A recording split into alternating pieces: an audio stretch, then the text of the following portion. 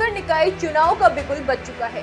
इस बार नगर निगम चुनाव में मेयर का डायरेक्ट चुनाव है, यानी जनता सीधे ही अपने मेयर को वोट कर उसे जिता सकती है। ऐसे में साइबर सिटी पर चुनावी रंग चढ़ने लगा है। नगर निगम चुनाव की घोषणा के साथ ही शहर में चुनावी सरगर्मियां बढ़ गई। नमस्कार, मैं हूं आपके साथ यूवी चौधरी और हम आज बात करेंगे हरियाणा में नगर निकाय चुनाव।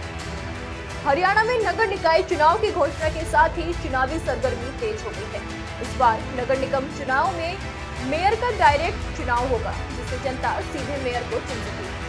आपको बता दें कि गुरुग्राम और मानेसर में मेयर के चुनाव के साथ साथ पार्षद पद के लिए भी दावेदार अपनी दावेदारी पुख्ता करने में जुटे हैं।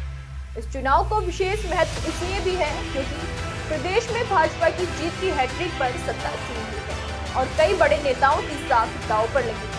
सबसे पहले हम बात करेंगे गुरुग्राम और मानेसर नगर निगम चुनाव में वार्डों और दावेदारों की संख्या की। गुरुग्राम नगर निगम में 36 वार्ड तो मानेसर नगर निगम में 20 वार्ड बनाए गए। पहली बार गुरुग्राम और मानेसर दोनों नगर निगम में मेयर का चुनाव डायरेक्ट होगा और ये चुनाव भाजपा के केंद्रीय मंत्री, प्रदेश के कैबिनेट मंत्री और 3 विधायकों के लिए अहम साबित होगा। इन चुनाव में राव इंद्रजीत सिंह और राव नरवीर सिंह के समर्थकों की भूमिका महत्वपूर्ण रही। अब बात करते हैं गुरुग्राम और मानेसर में टिकट की। बीजेपी के पास मेयर और पार्षद पद के लिए लंबी सूची है, जिनमें 500 से अधिक पार्षद उम्मीदवार और 50 से ज्यादा मेयर पद के दावेदार शामिल हैं। गुरुग्राम नगर निगम में मेयर का पद बीसीए महिला के लिए आरक्षित है, जबकि मानेसर नगर निगम में मेयर पद ओपन रखा गया है, जो किसी भी जातीय समुदाय के उम्मीदवार के लिए उपलब्ध होगा।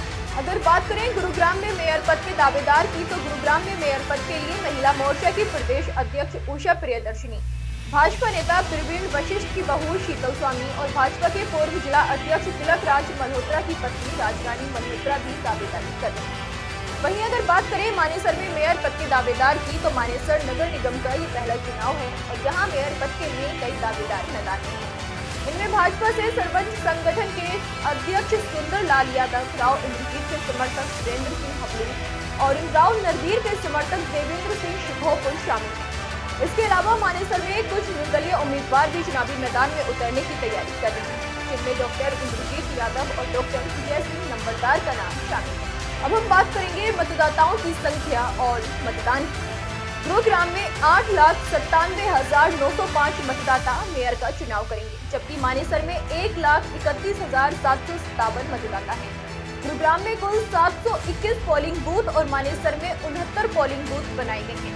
इस चुनाव में उम्मीदवारों के लिए जीत आसान नहीं होगी, क्योंकि मतदाता संख्या काफी बड़ी है और चुनावी मुकाबला तेज होगा। जैसा कि हम जानते हैं कि गुरुग्राम में पहली बार 8,97,905 मतदाता के तौर पर अपना मेयर चुनेंगे। गुरुग्राम नगर निगम का एरिया 3 विधानसभाओं को मिलकर बना है, जिसमें गुरुग्राम, बादशाहपुर और सोहना विधानसभा का एरिया भी शामिल है। एरिया बड़े होने से वोटर की संख्या भी ज्यादा हो गई है, इसलिए किसी भी प्रत्याशी के लिए गुरुग्राम नगर निगम का चुनाव आसान नहीं होगा। वहीं मानेसर नगर निगम का ये पहला चुनाव है। मानेसर निगम में मतदाताओं की संख्या 1,31,757 है। अब देखना होगा कि कौन सा प्रत्याशी मैदान में आएगा और किसके सिर ताज बचेगा। खैर, ये तो आने वाला समय ही बताएगा।